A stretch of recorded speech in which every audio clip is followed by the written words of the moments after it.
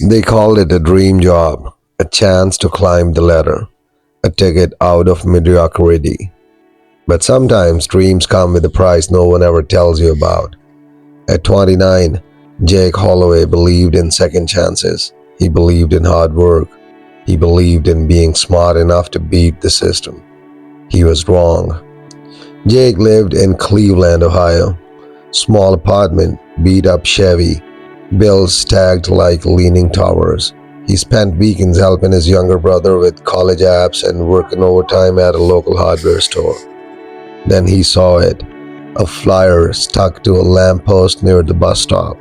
High paying, flexible job, work from downtown offices, no experience necessary. He tore it down and carried it in his pocket for days. Every night he imagined the paycheck, the freedom, the sense of finally being on top of something bigger than himself. The company called itself Atlas Logistics Solutions.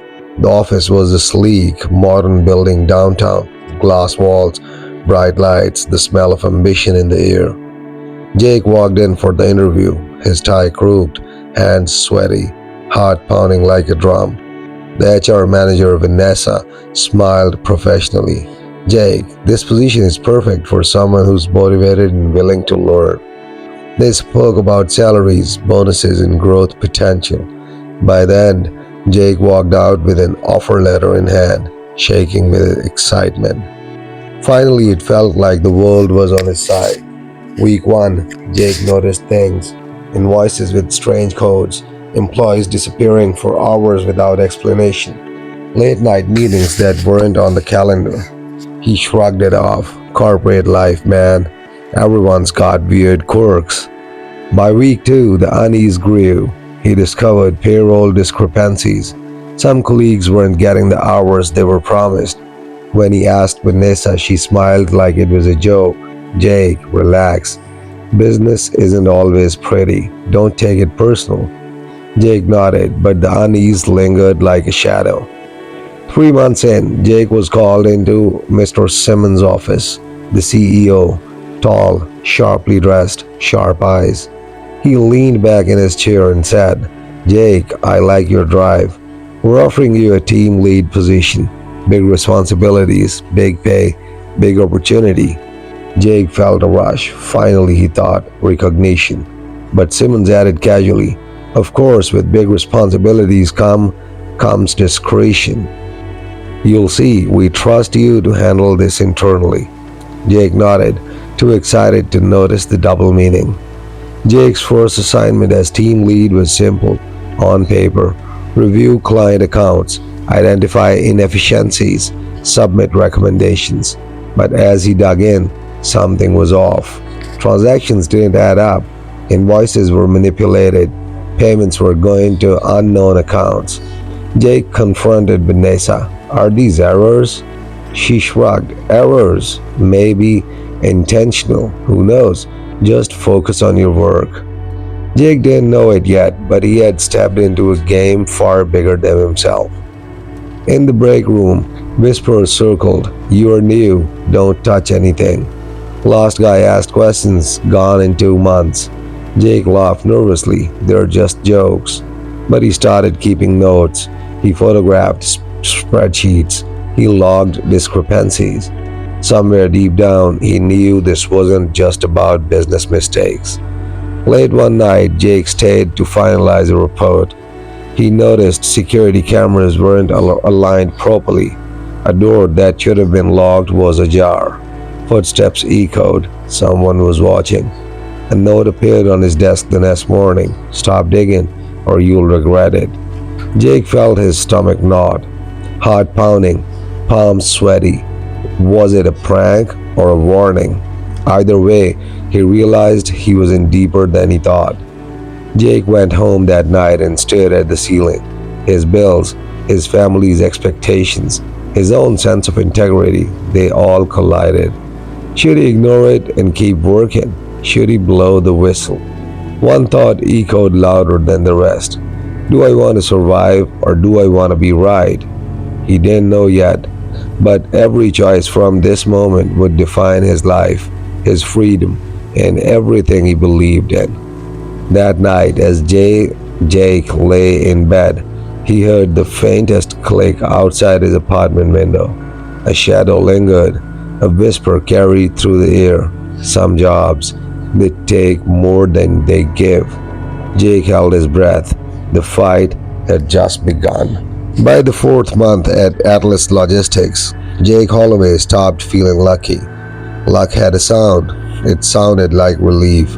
This place sounded like pressure. The title changed. Show up in his email on a Monday morning. Team lead, operations review. No raise yet. Performance-based adjustment, Vanessa had said. Jake stared at the screen longer than he should have. A title without money was still bait, and bait always meant a hook. He didn't say that out loud. He put on his badge, grabbed his coffee, walked back into the glass building like nothing was wrong. Jake's new access privileges unlocked files he wasn't supposed to notice. Client payment logs, internal redistribution sheets, vendor accounts with names that sounded fake if you said them out loud. Blue Horizon Consulting, North Texas Solutions, Ridgeway Holdings. None of them had websites, none of them had phone numbers, but they had millions moving through them. Jake cross-checked timestamps. Payments left clients' accounts at 11:47 p.m., reappeared in different ledgers at 11:49 p.m. That wasn't logistics, that was laundering. Jake leaned back in his chair and exhaled slowly. His first instinct wasn't fear, it was denial. Maybe I'm misunderstanding this. Maybe this is above my pay grade. That's how smart people convince themselves to stay quiet. At lunch, Jake noticed an empty desk. Ryan Feldman, operations analyst, 2 kids, always joked about his student loans. Jake asked around, "Hey, where's Ryan?" No one answered at first. Then a woman from accounting whispered, "He resigned." "When?" "Friday." Why didn't anyone say anything? She lowered her voice even further. Because he didn't resign. He disappeared. Jake laughed. She didn't. Jake scheduled a clarification meeting with Vanessa. Closed door, neutral tone. "I'm seeing duplicate transfers," Jake said carefully. "Some vendors don't seem legitimate." Vanessa didn't interrupt. She listened. Then she smiled, but it wasn't the friendly HR smile anymore. It was thinner, measured. "Jake," she said softly, "Atlas isn't a classroom. It's the real world." He waited. She leaned forward. In the real world, people who ask too many questions stall their own features. Silence filled the room. Then she added, "You like your position, right?" Jake nodded. "Good," she said. "Then stay in your lane." That was the moment he understood. This wasn't sloppy crime. It was organized. Inside were contracts. That night, Jake stayed late again, officially catching up, unofficially digging. He accessed a restricted folder using credentials that hadn't been revoked yet. The file name froze in place. Inside were contracts, not employment contracts, risk transfer agreements, language buried in legal jargon.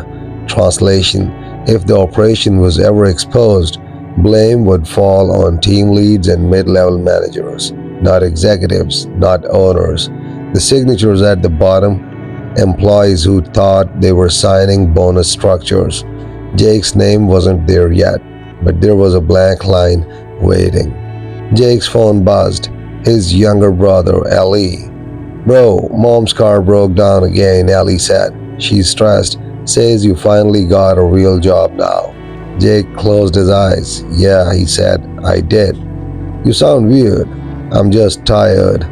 He hung up and stared at the screen. This job wasn't just lying to him. It was feeding on people like him. The next morning, Jake found his desk cleaned. Too clean. Notebook gone. Printed reports missing. On his monitor, a sticky note. "We protect our own. You're not one of them." His chest tightened. He scanned the office. Everyone typed. Everyone smiled. No one looked surprised. In the elevator, a voice spoke quietly behind him. "You saw it too, didn't you?" Jake turned.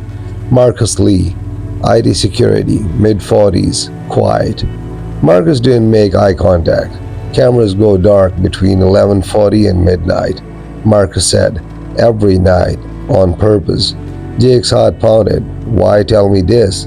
Marcus pressed the stop button between floors. Because they're setting you up, he said. And once they finish, you don't get to walk away. The elevator resumed. They exited separately. No handshake, no agreement, just shared understanding. That night, Jake didn't sleep. He made two lists: reasons to stay quiet, money, family, safety; reasons to fight back, truth, conscience, the people already getting crushed. One list was longer, the other was heavier. Jake opened a new folder on a flash drive, named it Insurance. Jake Holloway walked into Atlas Logistics the next morning knowing one thing for certain. This job was never meant to make him rich. It was meant to make him responsible. And when the fall came, it won't be the people at the top who hit the ground first.